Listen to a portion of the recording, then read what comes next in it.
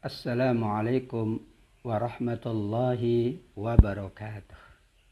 Alhamdulillahi rabbil alamin. Alladzi khalaqani fahuwa yahdin. Walladzi huwa yut'imuni wa yaskin. Wa idza maridtu fahuwa yashfin. Walladzi yumituni thumma yuhyi. Segala puji bagi Allah. Dialah Allah yang menghidupkan kita, menciptakan kita, dan dialah Allah yang memberikan kita petunjuk. Allah lah yang memberikan kita makan dan minum. Allah pula lah yang memberikan kesembuhan manakala kita sakit. Allah lah kembali yang akan membangkitkan kita semuanya di yaumil qiyamah kelak. Wassalatu wassalamu ala Rasulillah wa ala alihi wa ashabihi wa man walah. La haula wa la quwata illa billah. Salawat dan salam kita sampaikan kepada baginda Nabi Sallallahu Alaihi Wasallam, seluruh sahabatnya, ahli keluarganya, dan kita pengikutnya, umatnya yang selalu berusaha untuk menjalankan sunnah-sunnah Nabi sehingga kita layak mendapatkan syafaat di yaumil qiyamah. Amin ya rabbal alamin.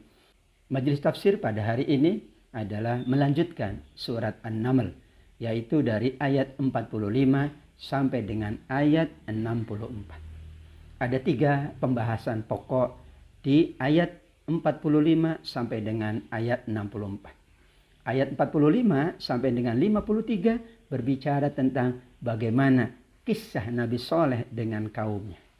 Kemudian berikutnya 53 sampai 58 bagaimana pula kisah Nabi Lut dengan kaumnya. Sedangkan 59 sampai 64 adalah tentang beberapa tanda dan bukti kemahakuasaan Allah, kemahabesaran Allah Subhanahu wa taala mencipta langit, bumi, mencipta seluruh kehidupan ini untuk kebaikan kita di dunia dan seluruhnya untuk kebaikan kita di yaumil qiyamah kelak. Kita awali dari ayat 45 surat An-Naml. Walaqad arsalna ila thamud akhahum salihah an i'budullah fa idahum fariqan yakhtasimun.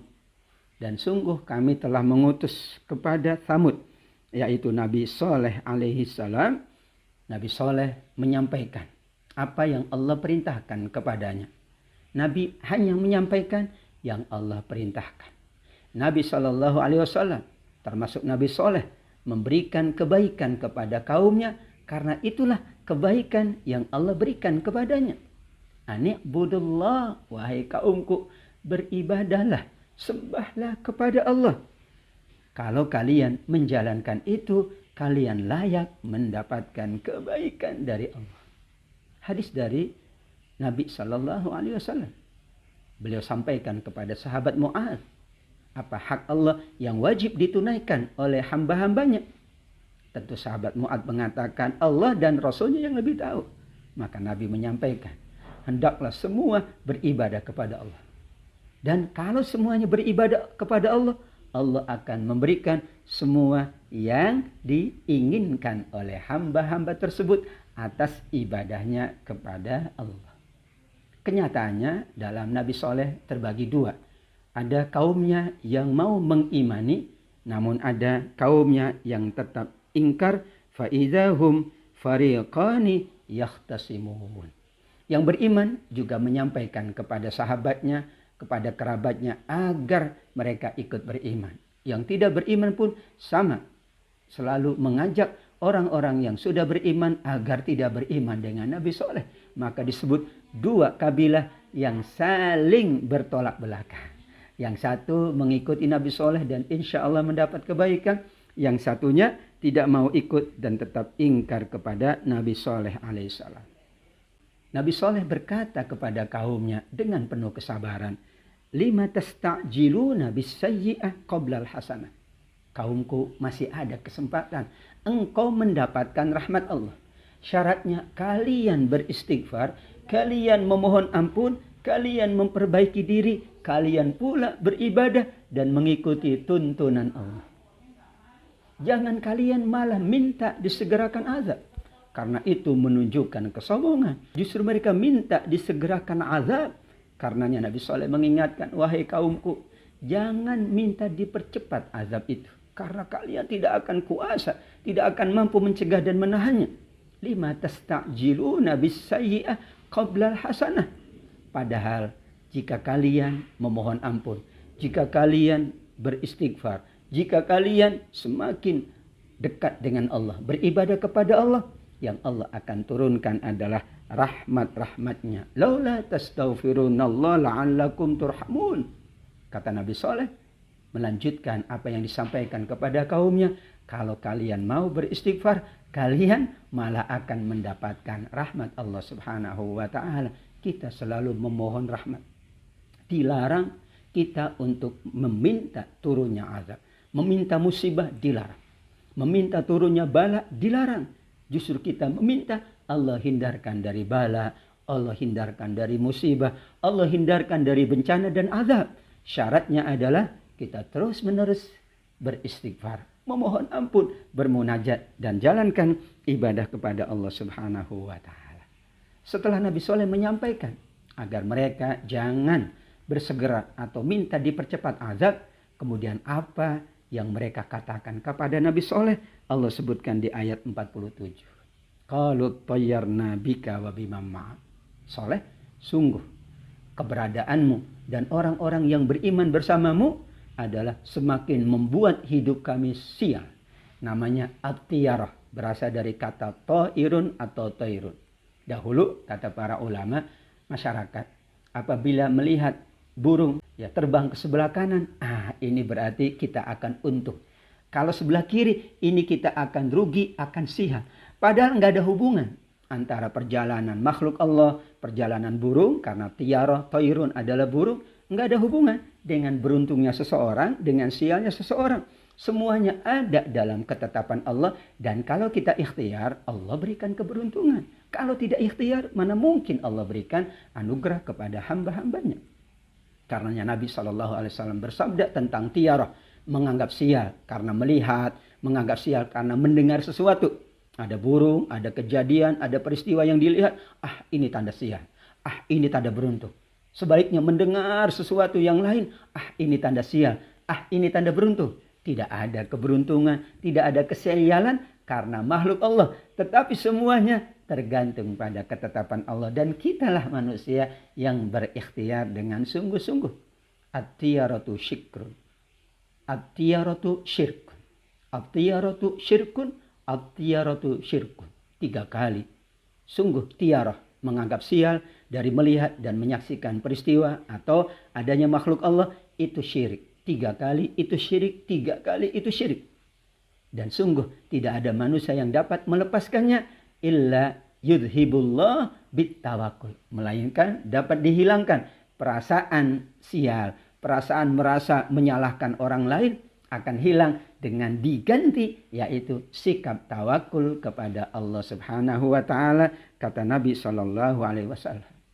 Ketika disampaikan oleh kaumnya bahwa keberadaan Nabi Saleh, keberadaan yang sudah beriman itu membuat kehidupan mereka sial, Nabi Saleh mengatakan, qala ta'irukum indallah, persoalan beruntung, persoalan rugi, persoalan sial, persoalan bahagia bukan urusan kami. Tapi itu betul-betul adalah kekuasaan dan kehendak Allah. Kita serahkan kepada Allah. Bal antum qaumun tuftanun. Sungguh kalian itu adalah justru sedang diuji oleh Allah. Apakah kalian lebih percaya kepada buruk? Lebih percaya kepada makhluk-makhluk Allah tentang kesialan, kebahagiaan, keburukan, kesenangan, atau keberuntungan?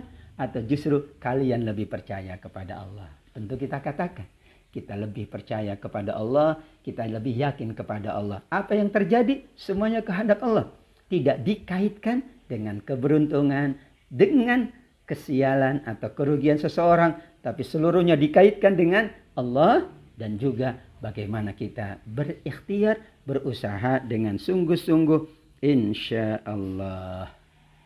Di kota Tsamud, di mana di situ kaum Nabi Saleh alaihissalam, atau di kota Hijr, disitulah ada 9 orang yang dikatakan sebagai tis'atu rahtin yufsiduna fil ard.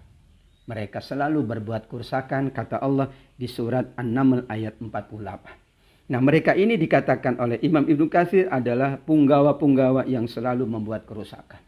Bahkan mereka inilah yang membuat rencana makar untuk membunuh, mencelakakan naqatallah, unta yang mereka minta. Langsung Allah ciptakan keluar dari bukit-bukit yang sangat kokoh. Betapa ketika mereka minta, Nabi Soleh berdoa kepada Allah dan Allah berikan. Namun mereka ketika ada, malah mereka mencelakakannya dan membunuhnya. 9 orang inilah yang merencanakan itu sampai akhirnya mereka membunuh naqatallah, unta yang menunjukkan kekuasaan dan mukjizat Nabi Saleh alaihissalam. 9 orang itu, kata Ibnu Abbas radhiyallahu an, adalah Da'ma, Da'im, kemudian Haroma, Harim, Wadab, Soab, Royab, dan Mistoh. Sedang yang membunuhnya namanya Qadar bin Salih. Inilah seorang yang membunuh onta yang betul-betul tanda dan bukti kenabian dari Nabi Soleh. Karenanya disebut di surat Asy-Syams ayat 12, dikaitkan oleh Imam Ibnu Katsir, idzim ba'atsa ashqaha, nanti dibangkitkan orang yang paling celaka, yaitu namanya Qadar bin Salih. Dialah yang membunuh onta Allah Subhanahu wa taala, sedangkan 8 yang lainnya merencanakan bersama-sama. 8 yang lainnya juga kompak sepakat untuk mencelakakan, menganiaya unta yang memang itu adalah maunya mereka kepada Nabi Soleh. Kemudian Allah penuhi permintaan mereka atas doa manusia yang bernama Nabi Soleh alaihi salam. Mereka kemudian saling berkata, bahkan saling bersumpah, sungguh kita ini akan mendatangi kalian semua di malam hari, dan kami semua ketika mendatangi kalian wahai Soleh dan yang sudah beriman, justru kami akan mencelakakan kalian. Tidak hanya kalian, ahli waris kalian, ahli keluarga kalian, bahkan seluruh kerabat kalian akan kami bunuh agar kalian segera pindah dari kampung kami. Masya Allah. Bukannya mereka berterima kasih. Bukannya mereka malah berbahagia dengan kedatangan Nabi Soleh, karena untuk kebaikan mereka, mereka ingin mengusirnya. Bahkan mereka bersumpah, taqasamu billah. Bahasa sumpah itu menunjukkan kesungguhan dan keseriusan, bahwa betul-betul itulah yang akan mereka lakukan. Masya Allah. Bagaimana mungkin Nabi Soleh yang ingin menyelamatkan, yang ingin memberikan kebaikan, malah diperlakukan yang tidak senonoh. Sehingga mereka nanti pada akhirnya ayat 50 Allah sampaikan apa yang mereka rencanakan. Allah punya rencana, wa makaru makro wa makarna makro wa hum la yash'urun. Mereka berencana, Allah pula ada rencana untuk membinasakan mereka. Maka Allah menolong Soleh, menolong Nabi Soleh, menyelamatkan Nabi Soleh dan orang-orang beriman. Sedangkan mereka dibinasakan oleh Allah. Dan di akhir ayat 50, wahum la yash'urun, mereka tidak tahu, mereka tidak sadar. Karena betul kaidahnya, sunnatullahnya, azab itu datang ketika mereka tidak sadar, ketika mereka sedang lalai, ketika mereka sedang tidur lelap, ketika mereka tidak ingat dengan keadaan yang bakal terjadi. Wahum la yash'urun. Memang begitulah karakteristik dari azab itu, sangat berat. Makanya jangan meminta, jangan minta disegerakan azab. Bagaimana mungkin dengan musibah, dengan ujian saja kita berat. Bagaimana kaum Nabi Soleh malah minta dipercepat azab diturunkan kepada mereka. Sehingga mereka merasakan merekalah yang kuat. Merekalah yang kemudian lebih mulia dibanding Nabi Soleh alaihissalam. Fanzur kaifa kana akibatu makrihim. Ujung dari kisahnya, Allah Subhanahu wa taala membuat makar terhadap mereka.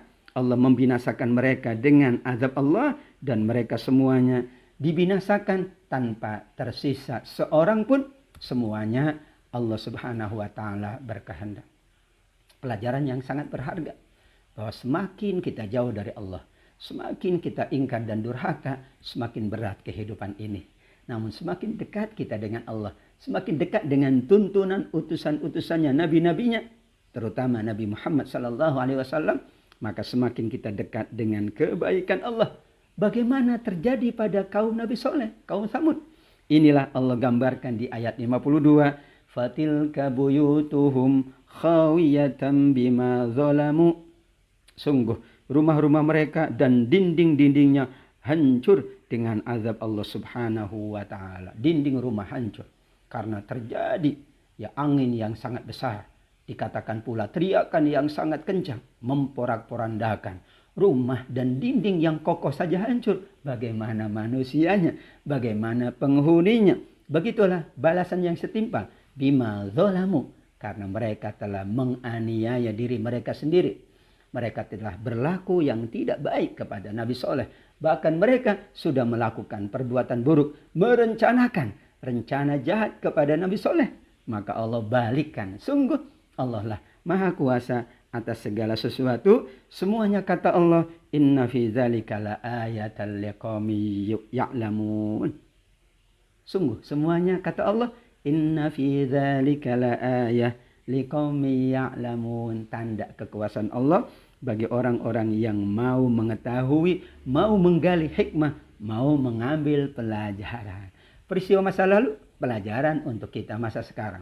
Peristiwa kita nanti akan dijadikan pelajaran untuk orang-orang setelah kita. Inna fi dzalika la ayah. Peristiwa Nabi Saleh, sebelumnya Nabi Hud, sebelumnya Nabi Nuh dan kaumnya adalah ayat tanda bahwa Allah Maha Kuasa, Allah Maha Perkasa, Allah Maha Kuat. Innallaha ala kulli syai'in qadir. Ditutup oleh ayat 53. Pembahasan tentang kaum Nabi Saleh yaitu Tsamud. Wa anjaynal ladzina amanu wa kanu yattaqun. Karena mereka ada dua kabilah, yang beriman dan yang ingkar. Maka Allah membinasakan yang ingkar, sedang mereka yang mengikuti Nabi Saleh. Wa anjayna, kami selamatkan orang yang mengimani Nabi Saleh bersama Nabi Saleh. Karena mereka adalah orang-orang yang selalu bertakwa, berusaha menjalankan perintah Allah dan meninggalkan larangan-larangan Allah Subhanahu wa taala. Mudah-mudahan kita mampu mengambil hikmah dan pelajaran bahwa kita berusaha untuk selalu beribadah, beramal soleh, meningkatkan iman dan takwa kita agar insya Allah kita semakin dijauhkan dari bala, dari bencana, dari musibah, dan semakin banyak lagi rahmat dan keberkahan Allah untuk kita semuanya. Amin ya rabbal alamin. Berikutnya ayat 54, kisah Nabi Lut alaihissalam dengan kaumnya. Wa Lutan idh qala liqaumihi atatunal fahishata wa antum tubsirun. Ingatlah Rasul kami namanya Nabi Lut alaihissalam. Ia berkata kepada kaumnya untuk mengingatkan, untuk menyampaikan kebaikan. Bahkan Nabi Lut mengingatkan buruknya amal perbuatan mereka. Mengapa kalian melakukan perbuatan fahisyah, perbuatan keji yang bernama homoseksual? Bahkan itu kalian jalankan di tempat-tempat perkumpulan kalian. Di aula, di tempat mereka berkumpul, di tempat mereka berkerumun. Masya Allah, tidak segan dan tidak silu, tidak malu. Bahkan terang-terangan. Masya Allah, inilah keburukan. Diingatkan oleh Nabi Lut bahwa kalian sudah menjalankan perbuatan keji terang-terangan. Bahkan sebagian yang lain saling menonton, saling menyaksikan, saling melihat. Di antara tanda kiamat, manakala orang melakukan kejahatan tidak segan, tidak silu lagi. Di depan umum, di tempat umum, disaksikan orang banyak. Bahkan dia bangga kalau banyak yang tahu. Na'udzubillah. Harusnya ketika kita melakukan kesalahan, kita segera bertobat, memohon ampun. Dan tidak mau kejahatan atau kemaksiatan itu dilihat oleh orang banyak. Ini tanda-tanda hari kiamat. Betapa ketika manusia sudah tidak malu lagi. Nabi mengingatkan bahwa sungguh al-haya minal iman. Rasa malu dari berbuat maksiat, berbuat dosa itu bagus. Karena itu adalah tanda iman kita kepada Allah. Diperkuat lagi ayat 55. Mengapa kalian justru mendatangi laki-laki untuk melampiaskan nafsu kalian? Tidakkah kalian mendatangi kaum wanita? Karena Allah ciptakan wanita untuk kaum laki-laki. Tentu dengan tuntunan Allah sesuai dengan tuntunan Nabi Sallallahu Alaihi Wasallam. Sungguh kalian dengan demikian tidak lagi memperhatikan kehormatan anak kalian, kehormatan keluarga kalian. Karena bagaimana mungkin ketika kalian melampiaskan itu bukan pada istri kalian, bukan pada kaum wanita yang sudah jadi istri kalian, Bagaimana mungkin ada keturunan? Bagaimana mungkin nanti ada yang melanjutkan? Kalian sudah merusak keturunan, merusak nasab. Bahkan itulah nafsu yang disebut dengan nafsu binatang, kata Imam As-Sa'di rahimahullah. Karena apa? Karena sesungguhnya manusia secara fitrah ya menyukai lawan jenisnya. Jadi kalau satu jenis berarti sudah masuk pada tataran perilaku hewani, dan itu adalah perbuatan keji, perbuatan tercela. Kalian jahil terhadap kesucian, kalian jahil terhadap keimanan, kalian jahil terhadap kemaksiatan. Karena kalian melakukan kemaksiatan seolah-olah bal antum qaumun tajhalun, jahil dalam pandangan Imam Ibnu Katsir yang tidak ngerti agama, yang tidak ngerti ini maksiat, ini pahala, ini dosa, ini pahala, dan menjalankannya, maka disebut jahil. Ya, orang yang jahil itulah yang kemudian disebutkan sebagai umat jahiliyah. Karenanya Nabi bertugas di antaranya menjadikan yang jahil alim. Dari tidak tahu menjadi tahu.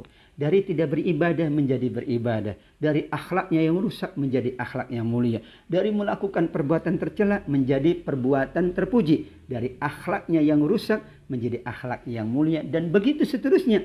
Karena itulah inti dari kemuliaan manusia di sisi Allah Subhanahu wa ta'ala. Apa yang dikatakan oleh kaum Nabi Lut?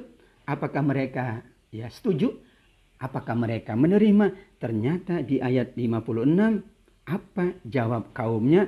Akhriju ahla lutim min qaryatikum. Keluarlah kalian semuanya dari negeri ini. Kami tidak butuh kalian Lut. Kami tidak butuh kalian yang sudah bersama Nabi Lut. Keluar dari negeri kami, keluar dari kampung kami. Innahum unasu yatatoharun. Malah mereka katakan, sungguh orang-orang itu tidak menjaga kesucian. Yatatoharun, tidak menjaga dari perilaku tercela. Aneh, sesungguhnya yang berbuat salah menganggap itu perbuatan baik. Sedangkan yang berbuat baik, bahkan berusaha untuk menyelamatkan, dianggap itulah yang berbuat salah, berbuat kotor. Na'udzubillahi min dzalik. Karenanya di ayat 56 Allah Subhanahu wa ta'ala menyebutkan bahwa mereka ini adalah orang-orang yang tidak memperhatikan etika, tidak memperhatikan kesucian diri. Kenapa? Karena harusnya mereka lebih memilih menjalankan tuntunan Nabi Lut, dan mereka menghindari perilaku-perilaku yang tercela, khususnya dalam melampiaskan nafsu secara tidak mengikuti tuntunan Allah Subhanahu wa ta'ala. Dan tentu inilah kemahabijaksanaan Allah. Satu segi Allah Subhanahu wa ta'ala menghukum orang-orang yang durhaka, tapi juga Allah menyelamatkan orang-orang yang bersama Nabi Lut. Illam ra'atahu, ada pengecualian. Ternyata istri Nabi Lut bukannya semakin beriman menjadi istri Nabi Lut, sampai diabadikan di surat At-Tahrim bahwa ini menjadi contoh buruk. Ada perempuan yang suaminya Nabi, tapi malah dia durhaka kepada Allah. Harusnya dia semakin baik karena bersuamikan Nabi. Jadi perumpamaan, jadi percontohan yang buruk. Dua istri Nabi Lut dan Nabi Nuh yang kemudian malah ingkar. Padahal Allah anugerahkan kesolehan suaminya, yaitu Nabi Nuh dan Nabi Lut alaihi wassalam. Karenanya Allah pengecualikan bahwa istrinya tetap bersama orang-orang yang dibinasakan, berada dalam siksaan Allah, karena ia justru yang mengajak masyarakat, yang mengajak semua orang yang ada di situ untuk datang ke rumahnya. Karena datangnya tamu-tamu yang tampan, yaitu malaikat-malaikat Allah. Dan kemudian Nabi Lut merasa tidak nyaman. Kenapa? Ia malu dengan tamunya. Kenapa masyarakatnya malah memperlakukan tamunya dengan tidak baik. Dan itu juga istrinya malah yang mengajak. Istrinya malah yang memberitahukan. Karenanya fa'anjainahu wa ahlahu illam ra'atahu. Padahal yang diselamatkan adalah keluarganya Nabi Lut dan semua orang yang beriman. Tapi dikecualikan dari ahlahu, keluarga Nabi Lut, adalah justru istrinya yang memang memilih tidak mengikuti Nabi Lut alaihi salam. Apa bentuk azabnya? Ayat 58. Wa amtarna alaihim matara fasa'a matarul munzarin. Kami hujani kaum Nabi Lut dengan batu dari langit. Batu yang sangat besar, batu yang sangat panas. Mereka akhirnya dicelakakan dan dibinasakan oleh batu-batu yang langsung datang dari langit. Maka itulah seburuk-buruk hujan yang pernah mencelakakan. Hujan air, alhamdulillah. Itu adalah rahmat dari Allah. Memberikan kebaikan kepada kita semuanya. Ini hujannya hujan batu. Bahkan batunya batu besar. Bahkan batunya batu panas. Siapapun tidak akan tahan. Dari ketinggian bisa dibayangkan. Air itu sudah disesuaikan oleh Allah. Air hujan sudah disesuaikan. Sehingga tidak mencelakakan manusia. Malah menjadi rahmat. Kalau Allah menghendaki, Allah Maha Kuasa untuk menurunkan hujan batu. Dan itu terjadi pada kaum Nabi Lut alaihi salam. Mereka ingkar. Mereka tetap tidak mau berhenti dari perbuatan tercelanya. Berhenti dari homoseksual. Berhenti dari perbuatan Sodom yang dikenal dengan istilah kaum Sodom. Kaum Sodomi. Sodom adalah melakukan perbuatan tercela sesama jenis. Laki dengan laki atau perempuan dengan perempuan. Homoseksual atau lesbian. Dan itu perbuatan tercela, merusak keturunan. Bagaimana mungkin dengan anaknya? Bagaimana mungkin dengan keluarganya? Padahal istri Nabi Lut sudah bersuami dan sudah melahirkan anak, sudah punya anak. Betapa buruknya, betapa rusaknya, betapa sungguh sangat tercela karena ia malah keluar dari fitrah yang sudah Allah fitrahkan untuk manusia, fitrah kesucian, fitrah kemuliaan, dan fitrah kebaikan. Kullu mauludin yuladu alal fitrah. Nikmat terbesar kata para ulama adalah fitrah. Fitrah itu selalu kita ingin baik. Selalu ingin beribadah. Selalu ingin suci. Selalu berusaha menghindarkan keburukan. Itu fitrah. Jadi kalau orang mampu menjaga, dia aman. Tapi kalau dirusak fitrahnya, fajtalathumus syaitan. Kemudian kata Nabi, syaitanlah yang merusak, yang mengotori fitrah kita. Untuk itulah kita selalu melakukan qad aflaha man zakkaha wa qad khaba man dassaha. Kita bersihkan terus. Kita sucikan terus agar kita beruntung. Dan jangan dikotori. Karena itu akan merusak fitrah. Dan kalau fitrahnya rusak, maka sikap dan amal perbuatannya juga tercela. Doa Nabi SAW.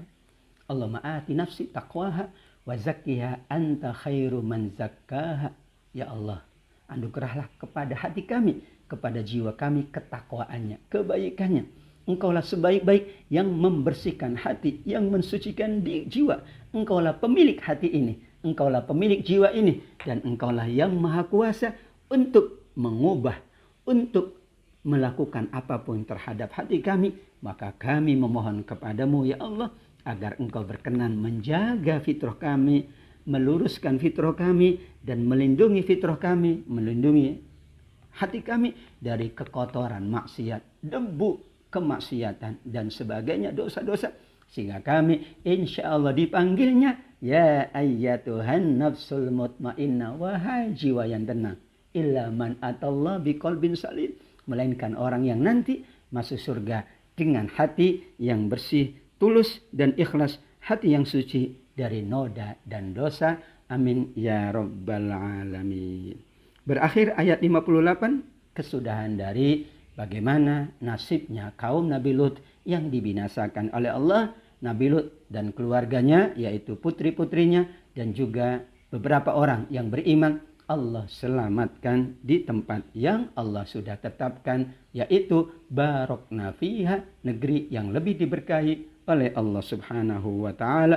Wa najjainahu wa lutan ilal ardil lati barokna fiha lil alamin. Kami selamatkan Nabi Lut ke negeri yang penuh dengan keberkahan Allah subhanahu wa ta'ala. Ayat 59 sampai 64 berbicara tentang beberapa tanda dan bukti, ayat tanda-tanda kekuasaan Allah, dengan Allah mengawali memuji dirinya.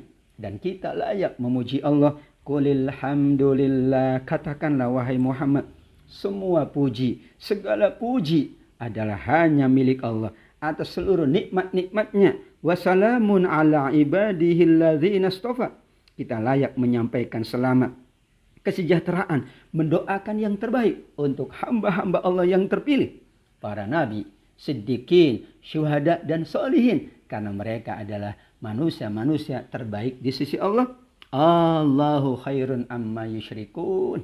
Bagaimana mungkin Allah subhanahu wa ta'ala disamakan oleh orang-orang musyrik? Apakah Allah sama dengan apa yang mereka persekutukan selain Allah? Yang itu memberikan manfaat atau mudarat? Pertanyaan istifham dari Allah. Allahu khairun amma yusyrikun. Manusia memuji Allah, manusia mengagungkan Allah, manusia mensucikan Allah. Maka pertanyaannya, apakah Allah itu lebih baik dari apa yang kalian persekutukan? Apa yang kalian sembah selain Allah? Apakah mereka mampu memberikan manfaat, mencegah mudarat? Jawabannya pasti tidak. Yang kuasa memberikan apapun kebaikan dan menolak bencana atau keburukan, Allah subhanahu wa ta'ala. Kata para ulama, pertanyaan ini tentu untuk menguatkan. Istifham litakid, untuk menguatkan keyakinan kita kepada Allah. Untuk menguatkan keimanan kita kepada Allah. Bahwa seluruhnya adalah betul Allah subhanahu wa ta'ala maha kuasa.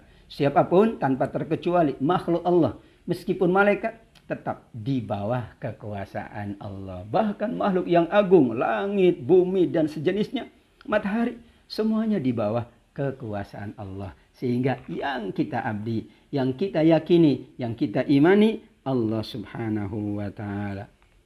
Ayat 60, Allah subhanahu wa ta'ala juga menyampaikan tanda-tanda kekuasaannya. Siapakah yang telah menciptakan langit dan bumi tanpa ada contoh sebelumnya? Ya, langit Allah ciptakan sebelum ada yang lain yang berada di atas. Bumi Allah ciptakan di bawah sebelum ada yang lain yang di bawah. Maka tidak ada contoh. Kalau itu tidak ada contoh, berarti itu adalah kuasa Allah. Kita buat sesuatu karena ada contohnya. Kita niru, kita contoh, atau kita pelajari, atau kita latih dan sebagainya sehingga kita mampu.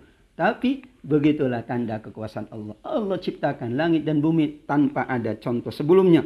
Kemudian Allah menurunkan untuk kalian yaitu air hujan dari langit. Dari air hujan itu kemudian ditumbuhkan oleh Allah kebun-kebun yang sangat bagus, yang sangat indah. Sehingga kalian mendapatkan manfaat dari kebun-kebun itu.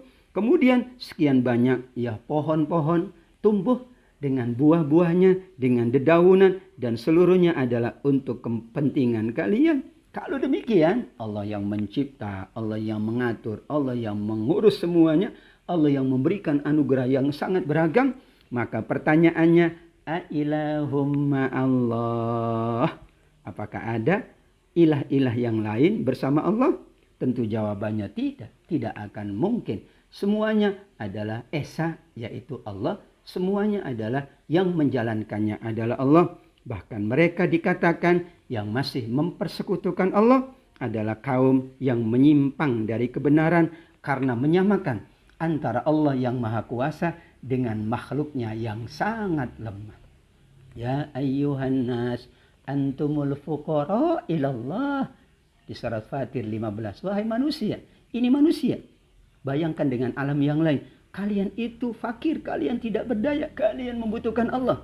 Kita selalu menyebutnya la haula wala quwata illa billah. Ini ungkapan kanzun min kunuzil jannah. Ini ungkapan termasuk mutiara-mutiara, perbendaharaan surga. Maka kita selalu menyebut itu. Subhanallah walhamdulillah la haula wala quwata illa billah.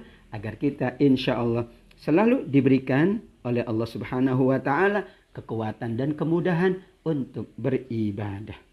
Ayat 61 pun demikian. Allah kembali menunjukkan, menyampaikan tanda-tanda kekuasaannya. Amman ja'alal arda qarara wa ja'ala khilalaha anhara wa ja'ala laha rawasiya wa ja'ala bainal bahraini hajiza. Pertanyaannya sama dengan ayat sebelumnya. Ailahum ma'allah. Atau siapakah? Silakan. Yang menjadikan bumi kokoh, stabil, tidak bergoncang. Semua orang bisa hidup dengan baik di atasnya. Atau yang menjadikan di dalamnya sungai-sungai, di bumi ada sungai-sungai, ada laut. Kemudian gunung-gunung yang kokoh, yang teguh. Kemudian ada dua lautan, yang satu asin, yang satu tawar. Ada pembatas antara kedua lautan tersebut. Allah siapkan, ada air yang asin, ada kegunaannya. Ada air yang tawar pula, ada kegunaannya. Semuanya sudah disiapkan oleh Allah.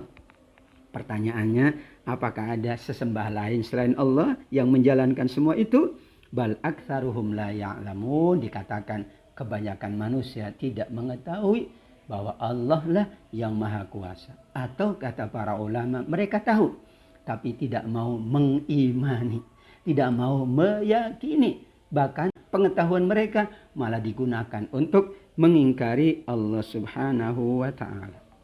Pertanyaan ketiga, yang itu gambaran tentang tanda kekuasaan Allah.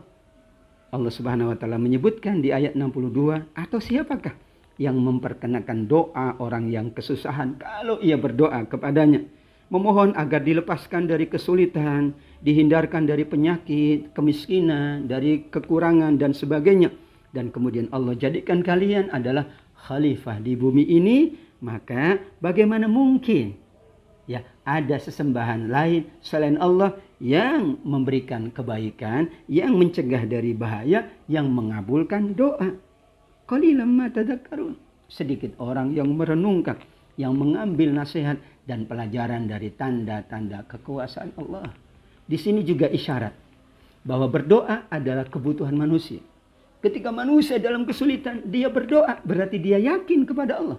Namun kadang-kadang setelah lepas dari kesulitan, ia mulai melupakan Allah. Maka diingatkan bahwa Allah lah yang memperkenankan doa saat kita berdoa, saat kita munajat. Namun manusia kadang lupa. Setelah berdoa, dia malah melupakan Allah Subhanahu wa ta'ala. Na'udzubillahi min dzalik. Masih dilanjutkan ayat 63. Allah kembali menyampaikan tanda-tanda kekuasaannya. Siapakah yang memberikan kalian petunjuk, penerangan dari kegelapan, baik itu di daratan maupun di lautan. Masya Allah, gelapnya daratan, ternyata Allah berikan penerang, Allah berikan cahaya sehingga kita dapat menjalankan kehidupan di daratan. Binatang-binatang yang ada di laut, dengan kegelapan laut, ternyata mereka juga dapat menjalankan kehidupan laut. Kemudian ada angin, angin itu memberikan kabar gembira, angin menenangkan, angin merehatkan, angin juga menjadikan kita lebih segar. Itu semuanya adalah dalam rangka rahmat Allah kepada hamba-hambanya. Kembali Allah bertanya, Ailahumma Allah, adakah sesembahan yang lain yang berhak disembah bersama Allah yang maha kuasa, yang menjalankan semuanya, yang mentakdirkan semuanya? Diakhiri dengan ta'alallah amma yusyrikun. Allah maha suci, Allah maha tinggi untuk dipersekutukan oleh makhluk-makhluk Allah. Allah maha tinggi, Allah maha kuasa untuk dipersekutukan oleh makhluk-makhluk Allah Ta'ala Allah. Maka kita selalu menyebut Allah Subhanahu wa ta'ala. Allah maha suci, Allah maha tinggi. Artinya segala yang diperkatakan kalau tidak sesuai dengan kesempurnaan Allah, tidak sesuai dengan kesucian Allah, berarti kita sudah menjalankan subhanallah wa ta'ala. Subhanahu wa ta'ala merupakan kalimat yang disematkan kepada Allah atas kemahasempurnaannya, maha sucinya, yang tidak boleh ada sedikit pun yang merusak atau mengotori kemahakuasaan dan kemahasucian Allah Subhanahu wa ta'ala. Terakhir pertanyaannya ayat 64. Pertanyaan sekaligus tanda kekuasaan Allah. Ammay yabda'ul khalqa thumma yu'iduh wa may yarzuqukum minas sama'i wal ardi a ilahum ma'allah qul hatu burhanakum in kuntum shadiqin. Atau siapakah yang memulai penciptaan kalian dari rahim, fase demi fase, dari mulai mani, kemudian ya alaqah, mudghah, baru ditiupkan ruh, kemudian disempurnakan oleh Allah. Setelah kalian hidup, Allah anugerahkan rizki dari berbagai penjuru, langit maupun bumi. Semuanya untuk kebaikan kalian. Semuanya untuk kehidupan kalian. Langit menurunkan rizkinya, bumi mengeluarkan rizkinya. Semuanya untuk kita manusia, hamba-hamba Allah. Allah memberikan semuanya, maaf, tanpa pamrih. Allah memberikan semuanya, betul-betul Allah berikan untuk kebaikan kita, kebutuhan kita. Kalau itu yang dilakukan oleh Allah, bagaimana mungkin manusia mempersekutukan Allah? Ailahumma Allah. Masih adakah sesembahan selain Allah yang kalian sembah bersama dengan Allah? Kalau demikian, terakhir ayat 64, Qul hatu burhanakum in kuntum shodiqin. Tunjukkan apa buktinya, apa hujahnya, apa argumentasinya bahwa kesyirikan kalian itu adalah yang menyelamatkan kalian, bahwa kesyirikan kalian itu adalah yang membahagiakan kalian. Jika itu, mana buktinya? Pada sungguh dari awal sampai akhir, dari kita mulai dari alam rahim, alam dunia, alam barzah, nanti alam akhirat, semuanya pasti karena Allah Subhanahu wa taala, pasti karena rahmat Allah Subhanahu wa taala. Dari A sampai Z, dari semua makanan, dari semua minuman, dari kesehatan, dari keluarga, dari sanak saudara, dari sahabat, dari teman, dari semua yang ada di dunia ini, semuanya sudah disiapkan oleh Allah untuk kita hamba-hambanya. Karenanya kewajiban kita adalah beribadah. Sungguh-sungguh kita jalankan ibadah. Sungguh-sungguh kita mengabdi kepada Allah. Sungguh-sungguh kita beramal soleh karena Allah. Dan kita jalankan itu insya Allah. Dalam rangka kita membuka pintu-pintu rahmat Allah. Menghindarkan kita dari musibah, dari bencana. Allah lah yang maha kuasa. Mudah-mudahan dengan kita selalu merujuk kepada Allah. Merujuk kepada Quran. Merujuk kepada tuntunan Nabi. Selalu kita dekat dengan Allah. Dekat dengan kalam Allah. Dekat dengan kalamun Nabi. Maka kita termasuk insya Allah yang selalu mendapatkan kebaikan-kebaikan di dunia dan dihindarkan dari keburukan-keburukannya. Mudah-mudahan semua yang mengikuti majelis ini senantiasa berada dalam keadaan sehat walafiat. Allah berikan perlindungan, Allah berikan pertolongan. Saat diuji dengan sakit, Allah pula memberikan kesabaran dan insya Allah Allah berikan kesembuhan yang tidak mendatangkan penyakit-penyakit berikutnya. Allahumma shfi anta syafi la shifa illa shifauka syifaan la yughadiru saqaman. Allah zat maha penyembuh. Dan ketika Allah menyembuhkan, tidak ada penyakit berikutnya yang mendatangi kita semua. Amin ya rabbal alamin. Jazakumullah khairah. Terima kasih kepada semua yang hadir. Wabil khusus tentunya yang saya hormati Ibu Ketua Majelis Ta'lim Al-Kautsar, seluruh pengurusnya. Subhanallah, yang tidak bisa saya sebutkan persatu-persatu. Namun selalu mensupport, selalu mengajak kepada kebaikan. Jemaah semuanya yang hadir, Masya Allah. Mudah-mudahan kita selalu diberkahi oleh Allah. Semuanya insya Allah dalam rangka nawaitu. Kita adalah, kita selalu ingin bersama Al-Quran dalam hidup ini. Dan nanti di alam barzah, demikian di alam akhirat. Al-Quran akan menolong kita, memberikan syafaat kepada kita semuanya. Amin ya rabbal alamin. Alafu minkum. Wassalamualaikum warahmatullahi wabarakatuh.